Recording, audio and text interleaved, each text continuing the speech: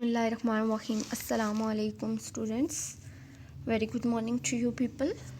Okay students, today is the fourth lecture of our second unit, that is structure of atoms. Students, in the previous lecture we have discussed about the Bohr's atomic theory, and in the last I have drawn a Bohr atomic model for a atom that was carbon. Okay, and in today's lecture I'm going to draw Bohr atomic model of the second B part of the self assessment 2.1, that is the chlorine atom.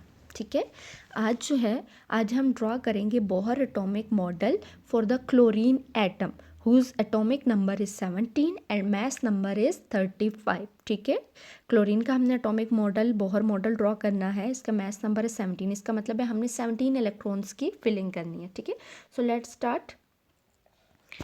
Okay students, as I have told you that first you have to draw a nucleus. सबसे पहले आपने nucleus draw करना है, and you have to mention number of protons and number of neutrons in the nucleus. ठीक है, आपने सबसे पहले न्यूक्लियस ड्रॉ किया. न्यूक्लियस के अंदर आपने नंबर ऑफ प्रोटॉन और न्यूट्रॉन बताने हैं. अब क्लोरीन का एटॉमिक नंबर है 17, इसका मतलब है इसके प्रोटॉन्स कितने होंगे 17. ठीक है, इक्वल डाल के आप आगे नंबर ऑफ प्रोटॉन्स लिखते.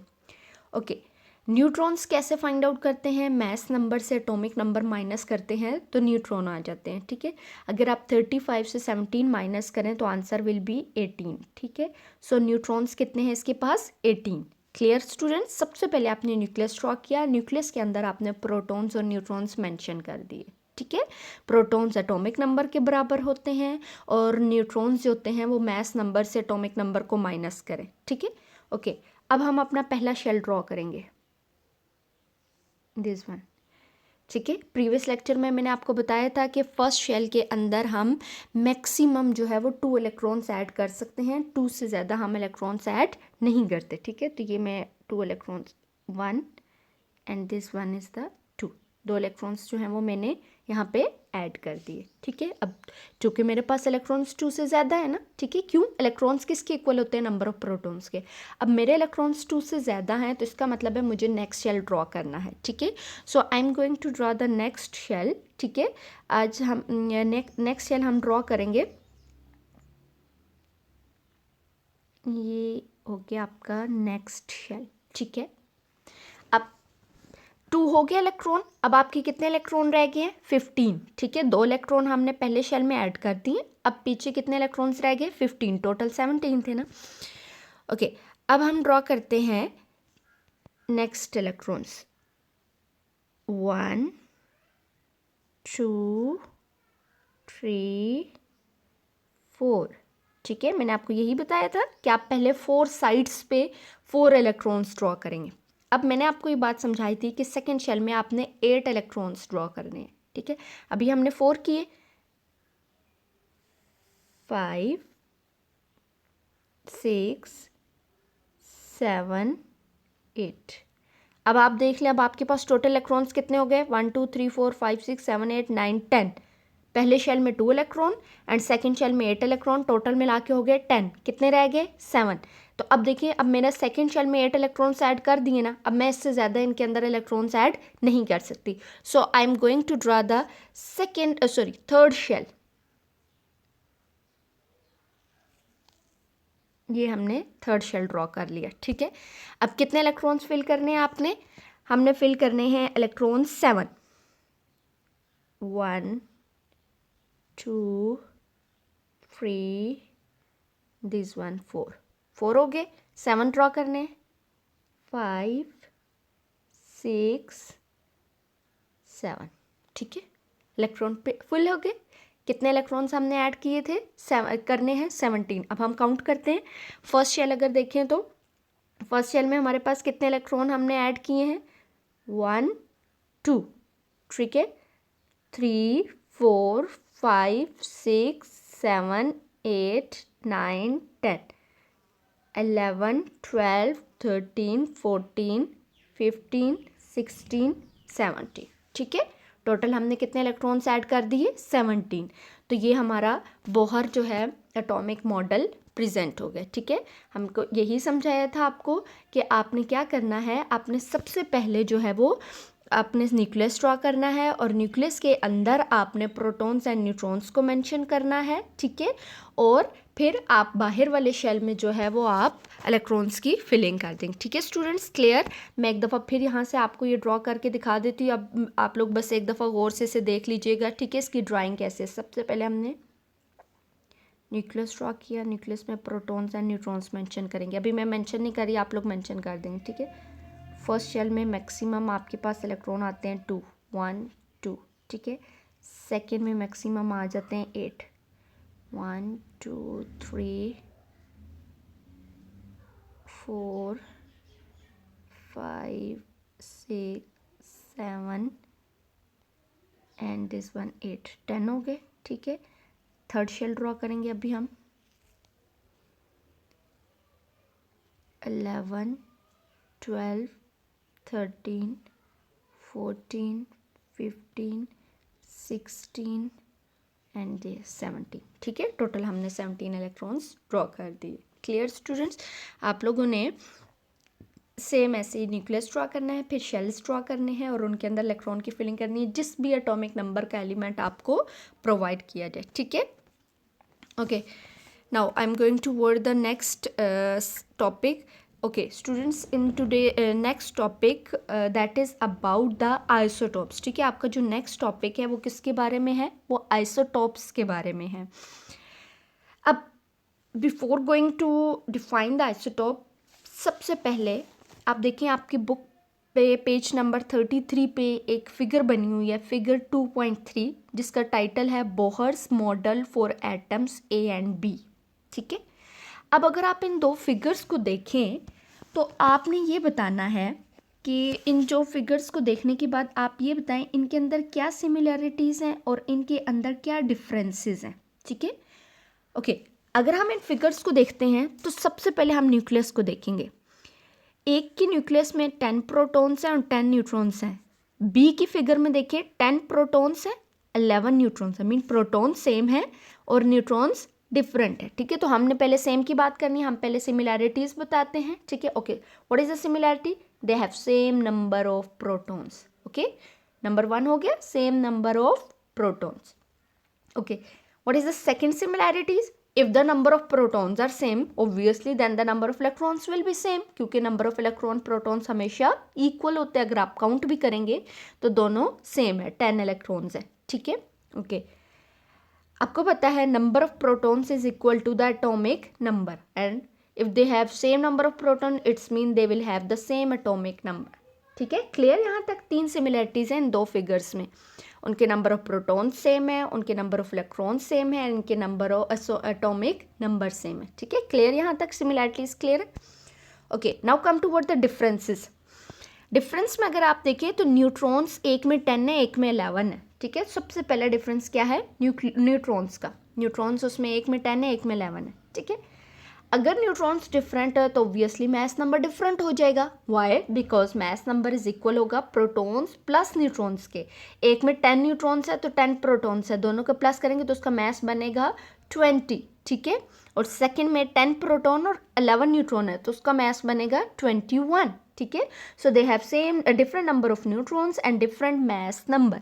क्लियर स्टूडेंट्स, यहाँ तक आपको क्लियर हो गया कि इनकी सिमिलैरिटीज़ क्या हैं और इनके डिफरेंसेस क्या हैं। ठीक है, ओके, नेक्स्ट अब देखिए, since they have the same atomic number, दोनों एटम्स का एटॉमिक नंबर सेम है, इसका मतलब है they belong to the same element, इनका एलिमेंट सेम होगा। ठीक है, अब आगे अब हम आते हैं अपने एग्जैक्ट टॉपिक पे, that is isotope.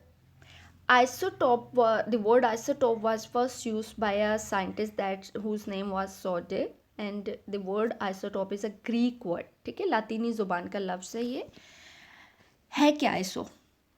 Iso mean same, top mean place. Iso का मतलब same, top mean place, mean ये वो एटम्स होते हैं जिनको एक ही जगह पर रखा जाता है। अब कौन सी जगह, पीरियोडिक टेबल आपका जो थर्ड यूनिट है, जिसमें मैंने आपको बताया था एक टेबल है, उसमें उन्होंने जितने एलिमेंट्स हमें नोन है केमिकल एलिमेंट्स वो मेंशन है, ठीक है। तो आइसोटोप वो एलिमेंट्स होते हैं जिनको एक ही जगह पर रखा जाता है, मतलब पीरियोडिक टेबल में एक ही जगह है उनके लिए, उनके जितने मर्जी एटम्स हो जाएं उनकी जगह वही रहेगी, ठीक है। तो iso mean same and top mean place. अब एग्जैक्ट डेफिनेशन क्या है? Isotopes are the atoms of element. Of element का मतलब आपका एलिमेंट सेम होगा, ठीक है। Whose nuclei have same atomic number. ऐसे ही है, अभी पीछे मैंने आपको बताया था ये जो फिगर है इनके एटॉमिक नंबर्स क्या हैं, सेम है। इसका मतलब है they belong to the same element की। जो आपकी ए फिगर है वो भी उसी एलिमेंट की है, बी फिगर है वो भी उसी एलिमेंट की है, ठीक है। ये हीलियम की है, एटॉमिक नंबर 10 हीलियम का होता है, ठीक है। Okay, they have same atomic number but they have different mass number. ऐसे ही मैंने आपको बताया था इनका मैस डिफरेंट है, एक का 20 है और एक का 21 है, ठीक है। तो आइसोटॉप्स वो एटम्स होते हैं जो एक ही एलिमेंट के होते हैं, उनका एटॉमिक नंबर सेम होता है और उनका मैस नंबर डिफरेंट होता है, ठीक है। Okay students, if they have different mass number it's mean their number of neutrons will be different। अब क्यों? क्योंकि मैस नंबर तो दो चीज़ों पे डिपेंड करता है, या वो प्रोटॉन पे डिपेंड करता है या वो न्यूट्रॉन पे डिपेंड करता है। अब आपने कह दिया एटॉमिक नंबर सेम है यानी कि प्रोटॉन सेम है, तो फिर क्या चीज़ डिफरेंट होगी? न्यूट्रॉन्स डिफरेंट है, ठीक है। डिफरेंट नंबर ऑफ न्यूट्रॉन्स हैं, क्यों? क्योंकि इसका मैस नंबर डिफरेंट है। अब यहाँ पे मैं कह रही हूँ कि आइसोटोप्स केमिकली अलाइक होते हैं, ठीक है, यानी कि वो केमिकली सेम है बट फिजिकली डिफरेंट, ठीक है। उनकी फिजिकल प्रॉपर्टीज डिफरेंट होती हैं, केमिकल प्रॉपर्टीज सेम होती। क्यों? रीज़न क्या है? इसकी रीज़न ये है because chemical property of an element depends upon the number of protons and electrons, ठीक है। किसी भी एलिमेंट की जो केमिकल प्रॉपर्टीज़ होती हैं ना, वो या तो प्रोटॉन्स पे डिपेंड करती हैं या फिर वो इलेक्ट्रॉन्स पे डिपेंड करती है, न्यूट्रॉन से उनका कोई लिंक नहीं होता। और आइसोटॉप को अगर हम देखें तो आइसोटॉप के नंबर ऑफ प्रोटॉन्स और नंबर ऑफ इलेक्ट्रॉन्स सेम होते हैं, तो ऑब्वियसली अगर इनके प्रोटॉन्स इलेक्ट्रॉन्स सेम हैं और केमिकल प्रॉपर्टीज़ डिपेंड करती हैं प्रोटॉन्स इलेक्ट्रॉन्स पे, तो इसका मतलब है कि इनकी केमिकल प्रॉपर्टीज़ सेम होंगी, ठीक है स्टूडेंट्स। क्लियर हो गया? आइसोटॉप्स क्या हैं? आइसोटॉप्स वो एटम्स होते हैं जो एक ही एलिमेंट के होते हैं, इनके एटॉमिक नंबर्स डिफरेंट होते हैं लेकिन उनके एटॉमिक मैसेज उनके एटॉमिक नंबर्स सेम होते हैं लेकिन उनके एटॉमिक मैसेज डिफरेंट होते हैं। जब नंबर सेम है तो इसका मतलब है प्रोटॉन और इलेक्ट्रॉन सेम होंगे, मैस डिफरेंट है तो इसका मतलब है mass is different because of the neutrons, ठीक है। Clear students? यहाँ तक कोई कन्फ्यूजन हुई, कोई क्वेश्चन हुआ तो आप लोग डायरेक्टली पूछ सकते हैं, ठीक है। आज का हमारा जो टॉपिक है, लेक्चर है, वो यहीं तक है, आइसोटॉप्स तक। और आपका होमवर्क क्या है कि आपने ये जो आइसोटॉप का टॉपिक है इसको मेमोराइज करना है, ठीक है। अब मेमोराइज कैसे करेंगे? एक तो यहाँ पे आपके जहाँ से सेकेंड पैराग्राफ स्टार्ट है ना, वहाँ पे जहाँ पे लिखा हुआ है the word isotope was first use by the Soddy, यहाँ से लेकर एंड तक, यहाँ तक they have differ in their physical properties, ठीक है। यहाँ तक आपने याद करना है इसको। इसके अलावा ये जो ऊपर सिमिलैरिटीज़ और डिससिमिलैरिटीज़ जो मैंने आपको स्टार्ट में ये चीज़ समझाई थी, ये आप लोगों ने समझना है, ठीक है। ये आपको आइसोटॉप के टॉपिक को क्लियर करने के लिए था कि अगर आप इन दो फिगर्स को देखें तो आप देखें इनमें क्या सिमिलर है क्या डिफरेंस है। जब आपको सिमिलर डिफरेंसेस पता चल गए तो हम कहते हैं कि जब ये एटम सेम, एलिमेंट सेम है ना इनका, तो फिर हम इन्हें क्या कहेंगे? इसको फिगर ए को क्या कहेंगे और फिगर बी को क्या कहेंगे, क्या नेम देंगे? तो हमने फिर आपने पढ़ा कि इसके लिए हम क्या वर्ड यूज़ करते हैं? आइसोटॉप का वर्ड यूज़ करते हैं, ठीक है।